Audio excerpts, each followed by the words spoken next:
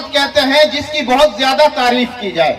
جس کی ہر کوئی تعریف کرے، یعنی جس کی اپنے بھی تعریف کرے اسے محمد کہتے ہیں، جس کی دشمن بھی تعریف کرے اسے محمد کہتے ہیں، جس کی مسلمان بھی تعریف کرے اسے محمد کہتے ہیں، جس کی عیسائی بھی تعریف کرے اسے محمد کہتے ہیں، جس کی سکھ بھی تعریف کرے اسے محمد کہتے ہیں، جس کی یہودی بھی تعریف کرے اسے محمد کہتے ہیں، جس کی ہندو بھی تعریف کرے اسے محمد کہتے ہیں، جس کی تمام دنیا مل کر تعریف کرے اسے محمد کہتے ہیں، جس کی مکہ والے تعریف کرے اسے محمد کہتے ہیں، جس کی مدینہ والے تعریف کرے اسے محمد کہتے ہیں، جس کی عرب والے تعریف کرے اسے محمد کہتے ہیں، جس کی عجم والے تعریف کرے اس کو محمد کہتے ہیں، اور جس کی تعریف زبور میں ہو اسے محمد کہتے ہیں، جس کی تعریف انجیل میں ہو اسے محمد کہتے ہیں، جس کی تعریف تورات میں ہو اسے محمد کہتے ہیں، جس کی تعریف تمام آسمانی صحائف میں ہو اسے محمد کہتے ہیں، اور جس کا نام نامی عرش کے پایوں پر لکھا ہوا ہو اسے محمد کہتے ہیں،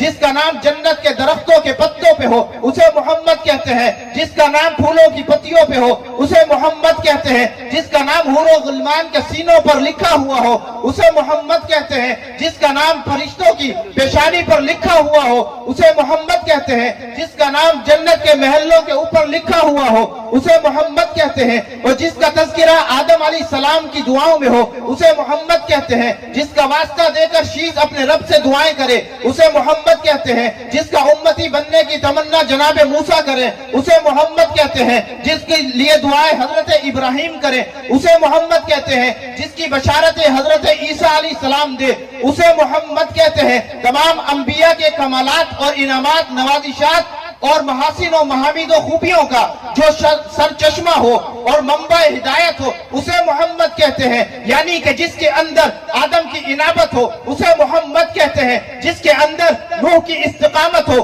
اسے محمد کہتے ہیں، جس کے اندر شیث کی معرفت ہو اسے محمد کہتے ہیں، جس کے اندر ابراہیم کی خلت ہو اسے محمد کہتے ہیں، جس کے اندر اسحاق کی رضا ہو اسے محمد کہتے ہیں، جس کے اندر یوسف کا حسن ہو اسے محمد کہتے ہیں، جس کے اندر ایوب کا صبر ہو اسے محمد کہتے ہیں، جس کے اندر یونس کی اطاعت ہو اسے محمد کہتے ہیں، جس کے اندر داؤد کا لحن ہو اسے محمد کہتے ہیں، جس کے اندر سلیمان کی دانائی ہو اسے محمد کہتے ہیں، جس کے اندر ہود کی ہدایت ہو اسے محمد کہتے ہیں، جس کے اندر لوط کی حکمت ہو اسے محمد کہتے ہیں، جس کے اندر صالح کی صلاحیت ہو اسے محمد کہتے ہیں، جس کے اندر موسیٰ کی جلالت ہو اسے محمد کہتے ہیں، جس کے اندر ہارون کی فصاحت ہو اسے محمد کہتے ہیں، اور جس کا تذکرہ انبیاء بھی کریں اسے محمد کہتے ہیں، جس کا تذکرہ اولیاء بھی کریں اسے محمد کہتے ہیں، جس کی تعریف اتقیاء بھی کریں اسے محمد کہتے ہیں۔